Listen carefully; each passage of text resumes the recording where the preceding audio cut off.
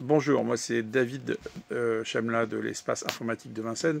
Là je suis en dépannage informatique chez une cliente qui me raconte comment elle est tombée dans une arnaque énorme et je voudrais le partager avec vous. Alors je ne vais pas filmer son visage pour rester anonyme, mais je vais la filmer de façon anonyme. Oui, alors madame, racontez-moi en fait cette histoire de fou, là, cette arnaque incroyable. Différentes étapes. Alors, comment ça a commencé au départ? Ça a commencé par un appel d'une personne qui m'a donné son nom. Est-ce que je précise le nom? Une certaine vous pouvez dire, Stéphanie Picard, qui prétend travailler pour la banque LCL. Pour la banque LCL, dans le système de sécurité des espaces clients. Et qui me dit avoir constaté, dans le cadre de son travail, que j'ai été victime d'une tentative de prélèvement d'un montant très important de la part d'une entreprise italienne dont elle me cite le nom, que je n'ai pas retenu, je n'ai pas pris de note. Et elle me dit, est-ce que vous avez des relations économiques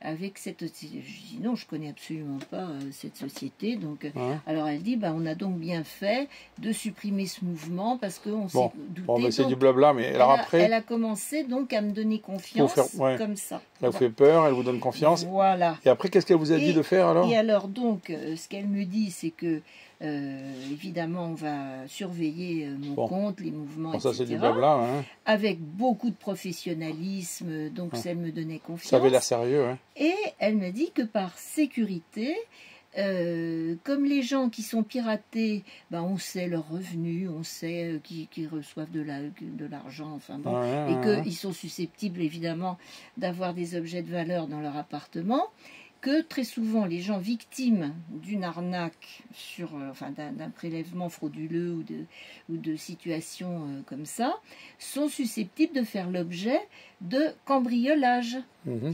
Et donc elle m'a parlé de cette situation en me disant qu'il serait souhaitable que par exemple je remette les objets de valeur de petite taille, par exemple des bijoux.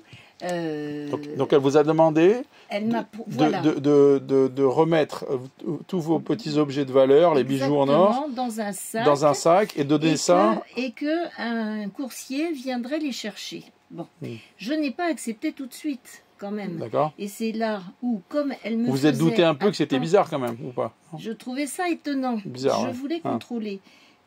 Comme elle prenait du temps pour aller chercher, soi-disant, le coursier qui allait venir pour récupérer tout ça, j'ai appelé mon conseiller bancaire.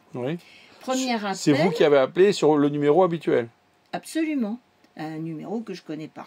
De la banque LCL. Voilà.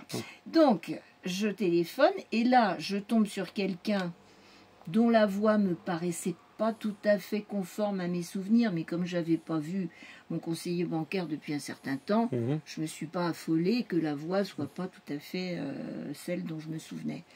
Et ce dernier m'a dit « Ah non, mais vous inquiétez pas, il vous avait été dit une première fois quand vous avez téléphoné que ça pouvait être une arnaque, mais non, c'est pas une arnaque, on connaît très très bien cette dame. » Il connaissait le nom de cette personne? Parce que moi, je lui ai indiqué le nom. Je lui ai dit, est-ce que c'est une de vos collègues? Est-ce que c'est quelqu'un que vous connaissez? C'était un nom qui était apparu comme un SMS, c'est ça? Oui, et c'était un nom qu'elle m'avait donné personnellement, ainsi que l'adresse, soi-disant, dans le 14e, m'avait-elle dit. Donc c'était il écrit sur votre téléphone, boulevard, mais là après il écrit, y a pas c'est comme un SMS, il y a écrit Stéphanie Picard, LCL. Voilà, 41 boulevard. Mais après elle m'avait donné, alors je sais plus si c'est Général Leclerc, je me rappelle plus. Je l'ai noté, sérieusement, mais attendez, sans se perdre dans les détails, ce qui est important, c'est que vous avez appelé votre numéro de la banque habituelle. Absolument. Et là, il vous a dit, ne vous inquiétez pas.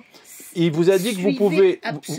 Il vous a dit que vous pouvez donner vos bijoux en or à un coursier. Suivez toute la procédure qu'elle vous a dite. Y compris. Non, mais vous avez parlé de donner des bijoux en or à un coursier ou pas? Je crois que je lui en ai parlé, oui. C'est ça le pire. Il vous a dit, vous pouvez donner vos bijoux en or à un coursier. Vous suivez toute la procédure, toutes les étapes, ce sera comme ça, vos biens seront en sécurité, etc. Non, mais c'est important de savoir, parce que ça, c'est très grave. C'est très grave. Si c'est vrai, c'est très très grave cette histoire. Non, mais c'est pour ça que la police, ils prennent mon truc au sérieux. Hein. Donc, parce que j'ai porté plainte, évidemment. Donc, j'arrête ça et du coup, je m'incline. Vous avez fait un sac et vous avez donné vos bijoux en or à un coursier. J'ai donné tous mes bijoux, boucles d'oreilles, bref, je vous passe tous les bijoux en or à un coursier. Un coursier qui avait le numéro de code qu'elle m'avait donné. Ouais, mais ça prouve rien, ça. Ça prouve rien, bien sûr. C'est pas une sécurité, ça. Et le problème, c'est que, évidemment, après, j'ai retéléphoné à mon conseiller bancaire, sur toujours le même numéro, et qui m'a dit « Oh là là là là, mais je vous assure, ce n'est absolument pas moi qui vous ai répondu tout à l'heure. » Ouais, non, mais là, c'est grave, cette histoire. Hein. C'est très grave. Je dis « Mais enfin, attendez, c'est exactement sur le même numéro, donc comment quelqu'un a pu répondre ou que... » Ah non, non, non, c'est eux qui se sont apparemment emparés de votre ligne et qui ont mis quelqu'un... J'ai dit, mais c'est possible ça techniquement? Il me dit, bah écoutez, il faut croire que c'est possible. C'est peu probable. À la police, ils m'ont dit, effectivement, comme vous le pensez, que ce n'est pas techniquement possible. Non, non, si c'est vous qui avez appelé, vous avez composé le numéro de téléphone qui est dans votre carnet d'adresse habituel. Tout à fait. Tout à fait. Donc c'est très grave cette affaire. J'ai bien vérifié. Ça, on dirait qu'il y aurait un complice à la SCL qui est complice de cette arnaque. Exactement. Et là, ça mérite une enquête de police sérieuse. Le commissariat de police. Ce qui s'est passé, c'est que on m'a demandé aussi, à l'occasion de la remise des bijoux, de donner ma carte bancaire avec une lettre je sous-signais, etc., où je donnais mon accord pour des modifications sur l'organisation. Vous leur avez donné votre carte bancaire en même temps? Ben oui, parce que c'est ce qui m'était demandé et qu'on me disait que je pouvais lui faire confiance à la Et vous avez donné le code aussi? Oui, j'ai donné le code aussi. Ben oui, parce que ça m'a été demandé aussi.